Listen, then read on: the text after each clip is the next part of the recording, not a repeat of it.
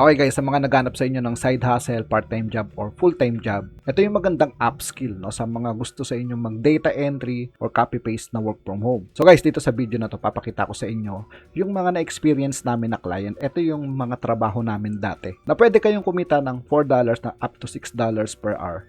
Hanggang ngayon, no, meron pang mga ganitong trabaho. So, nung mga time na to guys, no, hindi pa kami ganun katagal nagwo-work from home. So, kaya kung makikita nyo sa conversation namin ni client, ang sabi ko rito na hindi pa kami pamilyar sa Poshmark at Mercari. So, ibig sabihin, bago pa lang kami neto dahil alam ng mga subscribers natin na ang dami ko ng experience pagdating sa mga ganitong trabaho. So, ito yung kagandahan dito. So, dito guys, no, hindi nyo kailangan ng experience. Dahil dito, makikita nyo, ito yung sabi sa amin ni client noong mga time na yon. Sabi namin na hindi kami marunong. Ang sabi ni client sa amin ay, I can teach you how to use Poshmark and Mercari. Ito yung sinasabi ko na yung mga client dito sa e-commerce pagdating sa data entry and copy-paste sa trabaho. Dahil nga basic lang yung trabahong gagawin natin, yung client mismo yung nagbibigay ng mga training video dun sa mga eksaktong gagawin natin na trabaho sa kanila. Okay guys, yung mga qualifications dito sa trabaho na to, so napaka-basic lang, no? Hindi kinakailangan na may experience, walang age limit, basic na laptop or desktop lang ang kailangan. Ang mga beginners dito guys, welcome na welcome. Tapos, kailangan lang dito familiar kayo sa mga clothing or clothing brand. Tapos, hindi kinakailangan na fluent ka mag-English. So, ang pinakamaganda rito, no interview. Okay guys, so ito yung trabaho na ipapakita ko sa inyo. So, ito yung instruction ni client. So, meron siyang website na pinagkukunan ng mga products. So, ito yung Fashion Nova. Tapos, yung kagaya ng sabi niya, ililista yung mga products niya sa iba't ibang mga e-commerce store niya. So, ibig sabihin, kukuha tayo ng products dito, dilista natin dito sa Poshmark, ililista natin dito sa Shopify, ililista natin sa eBay, sa Grailed at sa Mercari. So, pagdating sa Mercari, baka may makakita sa inyo na job post na merong Mercari. So, gumagamit kami ng remote sa Mercari dahil hindi siya na-open dito sa Pilipinas. So, ngayon, kung mapapansin nyo sa contract natin, no, na meron tayong $4 per hour tapos 10 hours ang weekly limit natin. So, ganun talaga guys sa umpisa, no? Kapag nakakuha kayo ng client, ay itatrial muna kayo niyan. So, pag nagustuhan niyo yung trabaho nyo, yung weekly limit nyo na 10 hours ay pwede pang madagdagan yan. So, ganun talaga sa umpisa. So, ngayon, ito lang yung pinakatrabaho natin. Kung ano yung sasabihin ni client, hindi tayo pwedeng magmarunong. Okay? So, ipapakita ko sa inyo yung pinapagawa niya. Pupunta kami rito sa mga clothing. Tapos, pupunta kami sa dresses. So, yan. Click natin tong dresses, pupunta ka muna sa clothing, tapos dresses. So, iba-iba to guys, no? Hindi lang sa Fashion Nova. Depende sa mga magiging client nyo kung saan kayo kukuha ng products. Hindi yung kung ano yung nakita nyo sa akin, yun din yung gagawin yung trabaho. Pero yung flow ng trabaho, kung paano natin ika-copy-paste yung mga products, pareho lang yung gagawin nyo. Pwedeng iba ng e-commerce store. Pwedeng wala dito sa napanood nyo yung e-commerce store na yon. Pero pare-pareho lang sila ng trabahong gagawin nyo. Hahanapin nyo lang sa mga e-commerce store kung paano maglista ng products at bibigyan kayo ng access ni client dun sa mga e-commerce store niya. So, pupunta tayo sa dresses, tapos ang instruction ni client ay lahat ng mga makikita natin dress dito ay ililista natin sa online store niya. Yan, so, punta muna tayo dito sa unahan, no? Click natin to. Yan. Tapos, automatic yan guys, no? Kokopyahin nyo na agad or isi-save nyo na agad yung mga picture na nandiyan dyan. So, ang diskarte kasi sa mga newbie, minsan, pag dinownload nila yung photo, in-upload nila sa mga e-commerce platform, minsan hindi gumagana. So, ganito kasi yon. Dito kasi sa online, so, iba yung file nila. Pag ni-right click mo, tapos kinlik mo yung save image as, so yung file niya ay hindi siya JPEG. Iba-iba sila ng file, kaya hindi mo siya magagamit sa mga website. Kaya ang gagawin natin, print screen na lang natin. Tapos saka nyo siya ika-crop, tapos saka nyo siya isi-save. So yun yung pinaka-diskarte. So dahil nga na-download ko na yung photo na to, dahil nga para pang demo ko lang sa inyo, so ganito na yung pangginiging trabaho natin. Pupunta tayo sa Poshmark. Kiklik natin tong sell on Poshmark. Yan. Tapos pupunta na rin ako dito sa ibang store niya. Punta ako sa Shopee, no? Kiklik ko yung product dito. Tapos add product. Yan, meron ng title, description, tapos dito na i-upload yung photo. Pupunta ako ngayon ng eBay, no? Kiklik ko tong create listing. Yan, lalagay ko to sa dress. Kiklik ko tong continue without match. So, ganun lang, no? New with tags kasi nga brand new yung product ni client. So, ganito guys, no? Ang hahanapin nyo lang sa mga online store ay kung papaano mag-add ng product or maglista ng product. Yun lang yung pinakatrabaho nyo. So, halimbawa sa Grailed, no? Tapos meron pa siyang ibang store. Meron siyang Mercari, meron siyang Home Depot. Depende sa mga magiging client nyo. Meron 3 lang, no? Poshmark, Shopify, at saka eBay lang. Meron naman 5, meron naman 2 lang. So, iba-iba tayo ng mga makukuhang client. Yan. So, kiklik lang natin yung sell. So, yung mga account na to, yung mga access na to, ay bibigyan kayo ni client ng access niya. Yan. So, ang gagawin nyo lang dito, a-add nyo yung mga photo. Click ko yung add photo. So, dahil nga na-download ko na to, iisa-isahin ko na yan. No? Lahat na yan, i-add ko. Click ko yung number 1 na photo, tapos hold ko yung shift key. Yan. Tapos, click ko yung open. Yan. Tapos, apply. Tapos, ganun din yung gagawin ko rito sa Shopify. Add or upload nyo.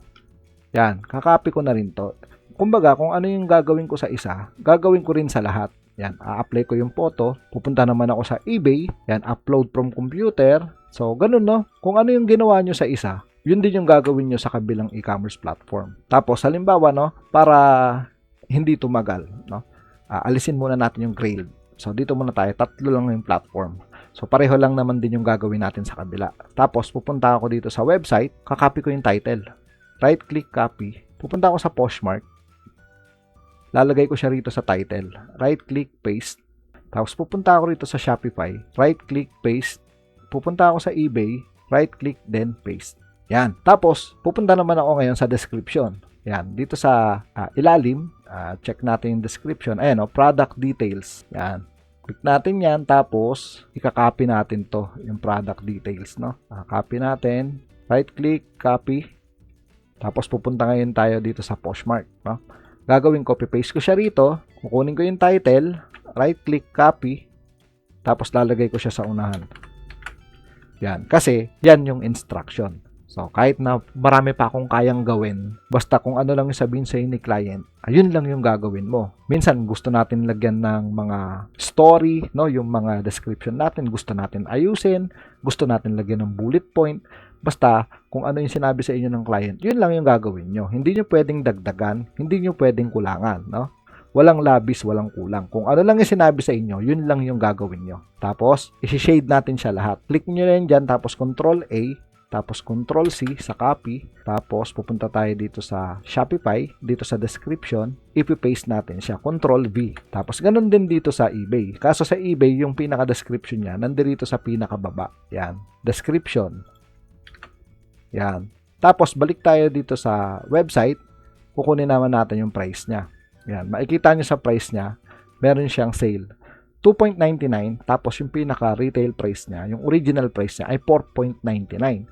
So, ang gagawin natin dito guys, kaya tumutubo si client kasi ililista niya to na nasa price na 4.99. Yun yung pinaka-profit ni client, yung mga sale. So, ngayon naman kapag hindi siya sale, ang sabi ni client, mag-a-add kami ng $10 per dress na ililista namin. Okay? So, yun yung instruction. So, pupunta ako dito sa Poshmark. Ayun yung pinaka-price natin. So, sa category, nasa dress tayo, no? Women's, category, women. Tapos, punta tayo sa dresses. Tapos, dito naman sa subcategory niya, maxi, no? Maxi dress yung damit natin. Ayan, no? Maxi dress.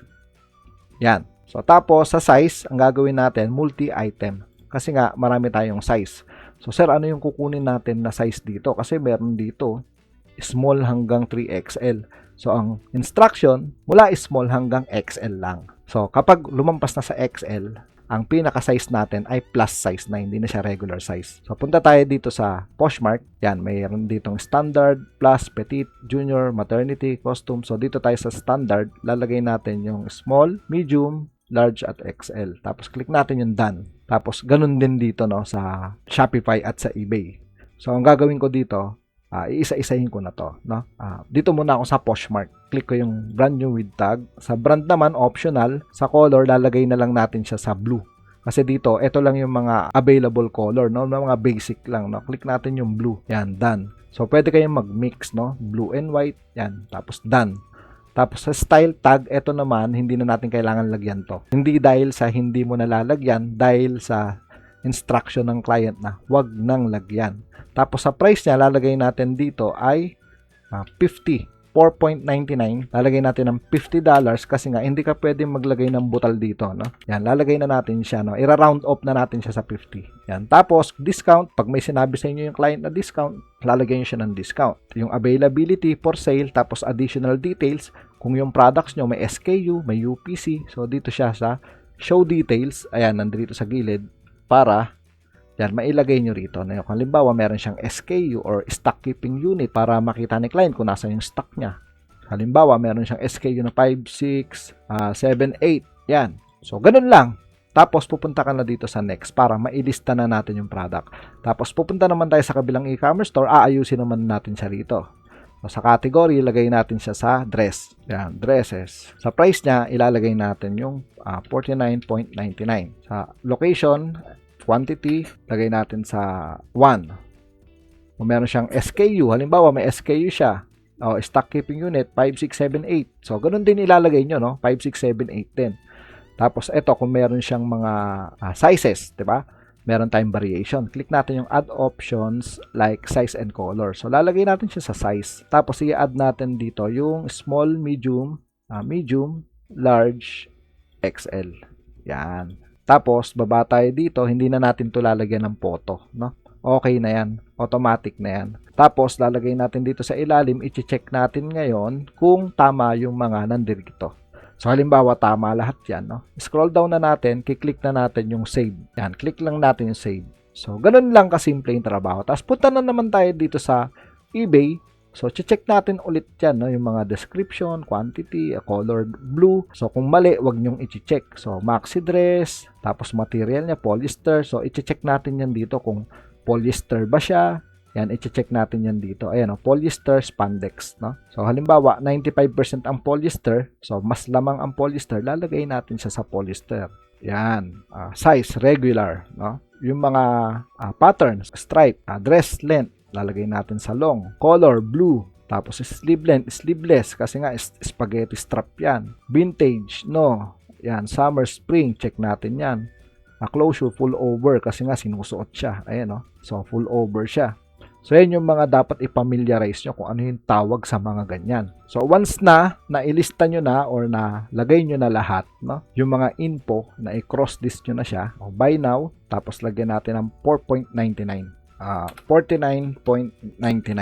Yan. Tapos pupunta na kayo dito sa pinakababa, kiklik nyo yung preview, check nyo kung tama ba yung listing nyo. I-double check nyo, no? Ito yung listing natin. Yan, meron siyang description, meron siyang mga specs. So yan yung pinaka listing natin. So okay na yan. Halimbawa, nailista na natin, no? Kinlik natin yung list it.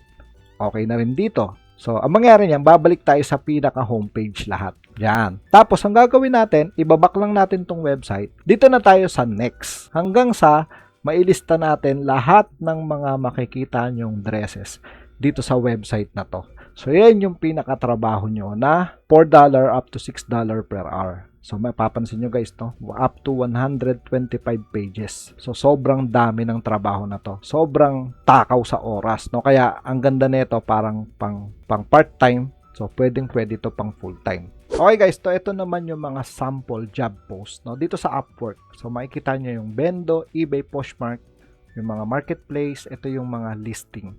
So, isa-search natin yung keywords na listings, eBay listings, product listings. So, ito yung mga i-search natin. Ito yung mga keywords, no, para sa trabaho na yan. So, meron siyang data entry. Tapos, ito yung mga dapat yung i-check, no, kapag mag-a-apply kayo. Unang-una, dapat payment verified. Pangalawa, yung job post ay kaka-post pa lang. 3 minutes, 8 minutes, sabihin na natin na up to 30 minutes or pwede kahit mga 1 hour. Okay yon. Tapos, check na rin natin kung ilan na rin yung nagpasa ng proposals sa mga job post na makikita nyo. Kaya, para hindi kayo masayangan ng connects, no, kailangan i-check natin yung mga yan. Okay, so kung wala ka pang experience, di mo alam kung paano ka magsisimula, so visit ka lang dito sa Online Jobs Philippines. Scroll down mo lang, makikita mo na rito yung masterclass. So dito sa masterclass guys, para matutunan nyo kung paano gumawa ng profile, ng proposal letter, mga diskarte, sa mga interview, sa mga itatanong kay client, nandito lahat yan guys, so sa masterclass natin. So visit ka lang dito guys, no, sa Online Jobs Philippines, dito sa YouTube channel natin. Okay guys, no, sana nakatulong sa inyo yung video na to. So yun lang po at maraming salamat.